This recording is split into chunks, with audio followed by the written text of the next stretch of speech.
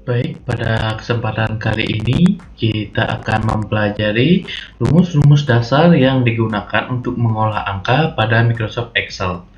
Nah, di sini bisa terlihat sudah ada tabel rekap hasil ujian, di mana tabel rekap hasil ujian ini sudah terisi beberapa data. Yang data yang pertama terisi adalah nama siswa, lalu jenis kelamin siswa, lalu nilai dari ketiga mata pelajaran yang diikuti atau diujiankan oleh siswa. Ada nilai Bahasa Indonesia, IPA, dan Matematika. Jadi di sini juga terdapat beberapa kolom yang masih kosong. Nah, kolom yang masih kosong ini akan kita isi dengan menggunakan rumus-rumus dasar yang ada pada Microsoft Excel. Baik, lebih lanjut, rumus yang pertama yang akan kita gunakan adalah rumus sum. Nah, rumus sum itu sendiri ada rumus yang digunakan untuk menjumlahkan suatu angka atau data pada Microsoft Excel. Jadi pada kolom jumlah ini, di mana kolom jumlah ini akan diisi oleh jumlah dari ketiga nilai yang diikuti oleh satu siswa. Jadi pada baris pertama, siswa bernama Ani, kita akan menuliskan rumusnya. Nah, kita ketik rumusnya, kita arahkan kursor, klik di bagian kolom yang ingin kita isi. Kemudian langkah pertama adalah tuliskan simbol sama dengan, lalu kemudian ketikkan rumusnya. Nah, untuk perhitungan atau untuk menjumlahkan suatu data menggunakan yang namanya rumus sum. Nah, jadi setelah kita mengetikkan rumusnya, lalu kita isikan simbol kurung buka.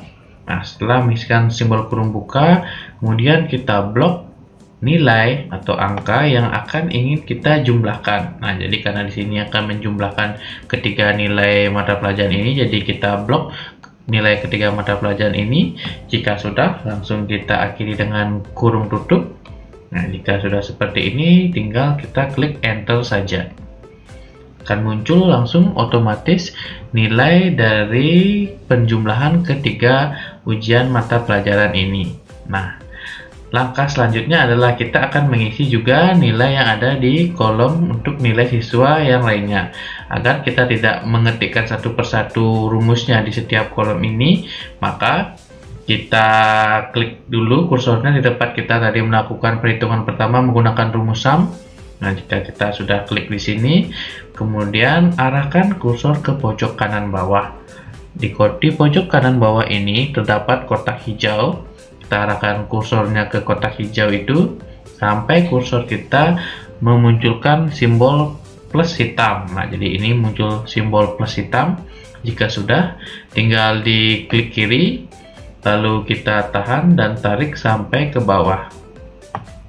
Nah, maka otomatis perhitungan nilai atau penjumlahan nilai siswa lainnya akan otomatis mengikuti rumus yang di atasnya. Baik, selanjutnya kita akan mengisi pada kolom rata-rata ini. Nah, di sini untuk mencari rata-rata suatu nilai pada Excel, kita akan menggunakan yang namanya rumus average. Nah, penulisannya sama dengan rumus sum tadi, sama dengan, lalu kita tuliskan average. Kemudian kita ketikkan kurung buka, kemudian kita blok, kita sorot, tulis angka yang akan menjadi rentangan perhitungan rata-ratanya. Jika sudah kita blok, kemudian kita beri kurung tutup seperti ini. Jika sudah, tinggal diklik enter saja, dan otomatis muncul dari nilai perhitungan rata-rata ketiga mata pelajaran ini. Sama dengan halnya dengan rumus sum tadi, agar kita tidak perlu mengetikkan rumusnya satu persatu, kita arahkan kursor di sini, kita klik terlebih dahulu, kemudian arahkan kursor ke pojok kanan bawah, di mana ada kotak hijau kecil di sana, kemudian kita klik kiri, lalu tahan, tarik sampai ke bawah. Nah, akan muncul otomatis perhitungan nilainya. Baik, itu untuk mencari rata-rata menggunakan rumus average.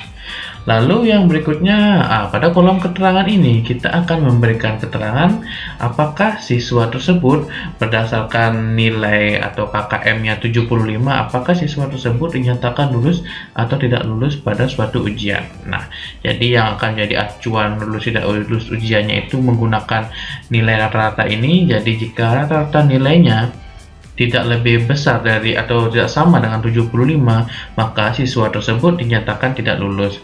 Sedangkan jika dinyatakan lulus, jika nilai siswa di bawah daripada 75, maka siswa tersebut dinyatakan tidak lulus. Baik, jadi di sini kita akan menggunakan fungsi logika. Nah, fungsi logika tersebut adalah fungsi logika if. Kita klikkan terlebih dahulu seperti ini, kemudian kita beri kurung buka kembali. Nah, langkah pertama yang kita tuliskan adalah fungsi logikanya. Jadi logikanya adalah seperti ini. Jadi karena acuannya adalah kolom rata-rata, nilai di kolom rata-rata, kita klik terlebih dahulu. Nilai 86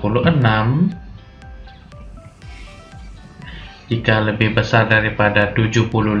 Nah, jadi fungsi logikanya seperti ini adalah jika nilai dari kolom ini 86 ini lebih besar atau sama dengan dari 75, maka inilah yang dinamakan fungsi logikanya.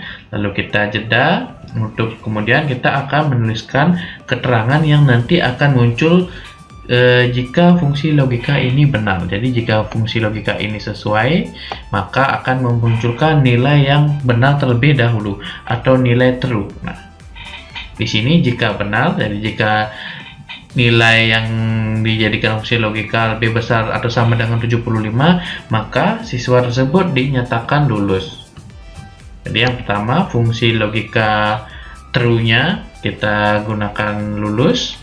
Nah, ingat selalu awali dan akhiri logika true-nya ini dengan menggunakan tanda petik 2. Kemudian kita jeda lagi dengan tanda titik koma. Kemudian kita tuliskan nilai salah jika logika yang kita lakukan pada perhitungan ini tidak sesuai. Jadi tidak sesuai, maka akan muncul keterangan tidak lulus. Awali dan akhiri juga dengan tanda petik 2 di bagian nilai salah ini. Kemudian akhiri dengan kurung tutup. Kemudian kita klik enter.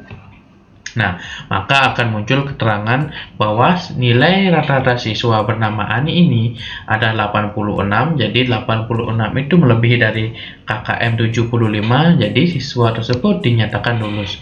Jadi fungsi logika ini mengatakan nilai tersebut benar. Nah, maka yang akan muncul adalah keterangan lulus. Kita tarik ke bawah saja seperti perhitungan sebelumnya agar tidak menuliskan rumus satu persatu. Nah, di sini akan muncul keterangan lulus dan tidak lulusnya. Jadi di sini jika nilai di bawah daripada 75, maka keterangan yang akan muncul adalah tidak lulus. Jadi seperti itu caranya. Kemudian yang berikutnya kita akan mengisi kolom ranking. Jadi kita akan menentukan peringkat dari siswa yang mengikuti ujian ini, manakah siswa yang memiliki nilai rata-rata paling besar pada ujian kali ini. Nah, untuk menentukan peringkat pada Excel, kita akan menggunakan yang namanya rumus rank. Nah, jadi ini yang namanya rumus rank. Langkah pertama, kita akan mengklik terlebih dahulu nilainya. Nah, jadi nilai 86 ini, kemudian kita jeda, lalu kita bandingkan nilai. Jadi rentangan yang akan kita gunakan adalah nilai keseluruhan rata-rata dari kesemua siswa. Jadi kita sorot keseluruhan nilai siswa. Nah, jika sudah seperti ini, kalian klikkan F4 pada keyboard komputer kalian ataupun laptop kalian. Nah, akan muncul tanda seperti ini pada rumusnya, agar rumus ini tidak berubah jika kita copy ke bawah. Kemudian akhiri dengan kurung tutup, lalu diklik enter. Nah, akan muncul seperti ini. Jadi peringkat yang siswa bernama Ani ini peringkat kedua. Lalu kita tarik ke bawah untuk melihat peringkat siswa lainnya. Nah, jadi sini langsung muncul peringkat siswa berdasarkan dari nilai rata-rata ketiga mata pelajaran ini. Nah, akan muncul seperti ini. Baik, kita lanjutkan kembali. Nah, di sini terdapat kolom yang menentukan nilai tertinggi. Jadi, yang digunakan nilai tertinggi itu acuannya adalah nilai dari tiga mata pelajaran yang diujiankan ini. Jadi, nilai dari bahasa Indonesia, IPA, matematika yang paling tinggi. Nah, di sini cara kita untuk mencari nilai tertinggi dari keseluruhan nilai ini adalah dengan menggunakan yang namanya rumus max. Nah, rumus max ini digunakan untuk mencari nilai tertinggi pada suatu data yang terdapat pada Microsoft Excel. Jika sudah seperti ini, kita berikan kurung tutup, langsung di enter. Nah, akan muncul nilai tertinggi dari keseluruhan nilai yang terdapat yang dijawab oleh siswa ini, yang didapat oleh siswa adalah 93. Lanjut, kita akan mengisi untuk mencari nilai terendah. Jika tadi untuk mencari nilai tertinggi menggunakan rumus max, untuk mencari nilai terendah kita akan menggunakan rumus yang namanya min. Nah, ini rumus yang digunakan untuk mencari nilai terendah. Jadi, kembali sama seperti penggunaan rumus max tadi, kita sorot rentangan nilai yang akan kita cari nilai terkecilnya. Jika sudah, akhiri dengan kurung tutup, lalu kita tekan enter. Nah, akan muncul nilainya, nilai terkecil dari keseluruhan nilai ujian dari ketiga mata pelajaran ini. Nah, jika sudah, kemudian kita isi kolom selanjutnya, yaitu kolom jumlah siswa. Nah, di kolom jumlah siswa ini kita akan menghitung berapa siswa yang mengikuti ujian. Jadi bisa dilihat di sini, mungkin kolom ini sangat sedikit, jadi mungkin bisa dihitung dengan manual satu persatu. Tapi jika kita bertemu dengan data yang lebih banyak, tentu akan sangat merepotkan jika kita menghitungnya satu persatu. Di sini Excel sudah memberikan rumus yang akan mempermudah kita dalam menghitung data, berapa banyak data yang ada pada lembar kerja Microsoft Excel. Nah, rumus yang akan digunakan adalah rumus count. Rumus count ini ada dua yang sering digunakan, yaitu count biasa seperti ini, atau lagi satu namanya adalah count E. Nah, count biasa itu yang seperti ini digunakan untuk menghitung berapa banyak data yang berjenis atau bervariabel number. Jadi jika datanya itu dalam bentuk number, dia akan bisa menghitungnya. Tetapi jika kita ingin menghitung jumlah data berdasarkan variabel atau jenis datanya itu sebuah teks, maka yang digunakan adalah count E. Nah, jadi ini count ditambahkan huruf A di belakangnya, yaitu count E. Kemudian kita beri kurung buka. Nah, kita akan menghitung berapa jumlah siswa tersebut berdasarkan nama siswanya. Jadi variabel nama siswa ini adalah variabel teks. Kita sorot saja, kemudian kita beri kurung tutup, kemudian kita klik enter.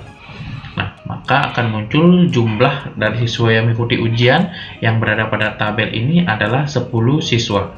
Jadi, seperti itu cara menghitungnya.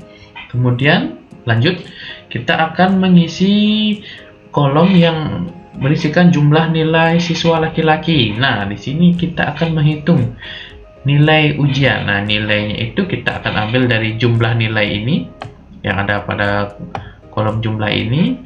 Nah, di sini kita akan menghitung nilai bagi siswa yang hanya berjenis kelamin laki-laki saja. Nah, jadi ini perhitungan sum yang berisikan juga kriteria if.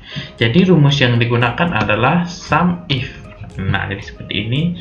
Jadi perhitungan di mana perhitungan tersebut tidak standar.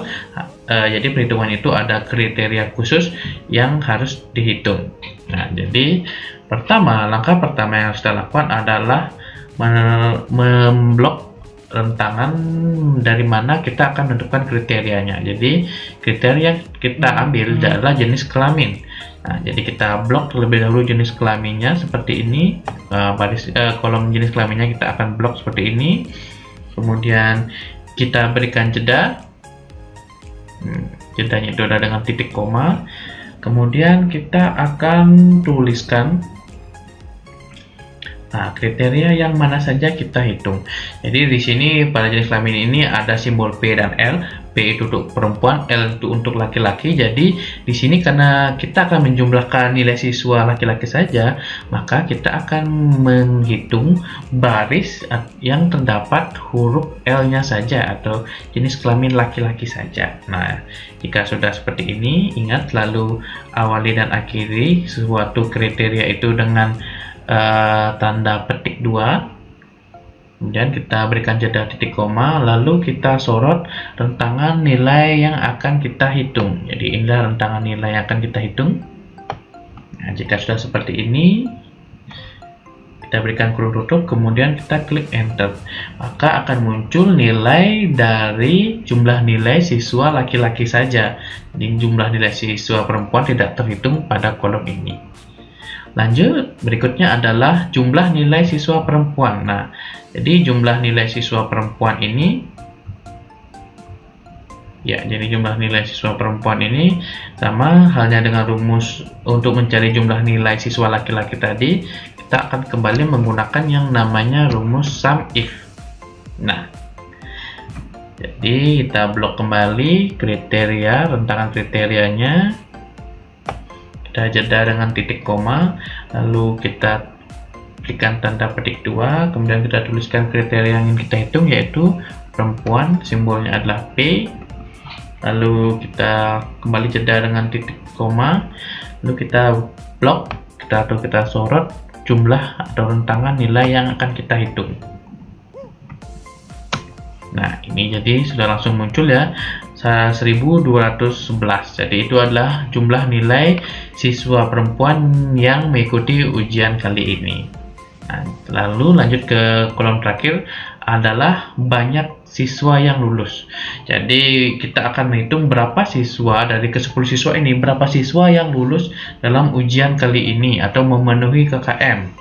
Nah, jika tadi di jumlah siswa ini kita hanya menghitung namanya saja, nah, pada kali ini kita akan menghitung suatu data dengan ditambahkan kriteria tertentu. Nah, jadi sama seperti tadi, di jumlah nilai siswa laki-laki dan jumlah nilai siswa perempuan, kita menjumlahkan sebuah nilai berdasarkan kriteria tertentu.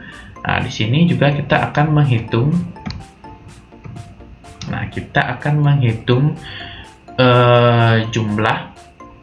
Nah, kita akan menghitung banyak siswa yang lulus menggunakan yang namanya rumus count if. Nah, jadi count yang ada if-nya. Jadi kita awali kemudian dengan kurung buka, lalu kita sorot ringnya atau kita sorot data yang ingin kita ambil untuk menentukan lulus dan tidak lulusnya. Jadi kita sorot data ini. Nah, jadi data di kolom keterangan yang kita sorot, kemudian kita jeda dengan titik koma, lalu kita tuliskan kriterianya. Ingat tanda petik 2, kita tuliskan kriteria yang kita hitung adalah siswa yang lulus saja. Jadi seperti ini ya. Jadi kita akan menghitung berapa ada siswa yang lulus, berapa kriteria yang lulus pada kolom ini. Kemudian kita tutup dengan kurung tutup, kita tekan enter. Nah, akan muncul langsung nilainya. Jadi terdapat 7 siswa yang lulus pada label ujian kali ini. Nah, baik, jadi itu ya, dari tabel rekap hasil ujian ini kita sudah menggunakan yang namanya rumus sum untuk menjumlahkan. Lalu kita menggunakan rumus average untuk mencari rata-rata. Lalu pada kolom keterangan ini kita menggunakan rumus if atau fungsi logika if. Lalu pada kolom ranking ini kita mencari nilai atau peringkat menggunakan yang namanya rumus rank. Kemudian pada nilai tertinggi ini kita menggunakan rumus max. Kemudian di nilai terendah kita mencari nilai terendah itu menggunakan rumus min. Lalu untuk mencari jumlah siswa tadi menggunakan count E karena kita menghitung siswa tersebut berdasarkan namanya yang bervariabel teks. Jadi ini namanya bervariabel teks. Lalu jumlah nilai siswa laki-laki kita hitung menggunakan rumus sum if. Begitu juga jumlah nilai siswa perempuan kita hitung dengan rumus sum if. Lalu yang terakhir adalah menghitung banyak siswa yang lulus. Kita gunakan yang tadi terakhir adalah rumus count if. Baik, sekian rumus dasar, beberapa rumus dasar yang biasa digunakan pada Microsoft Excel. Terima kasih.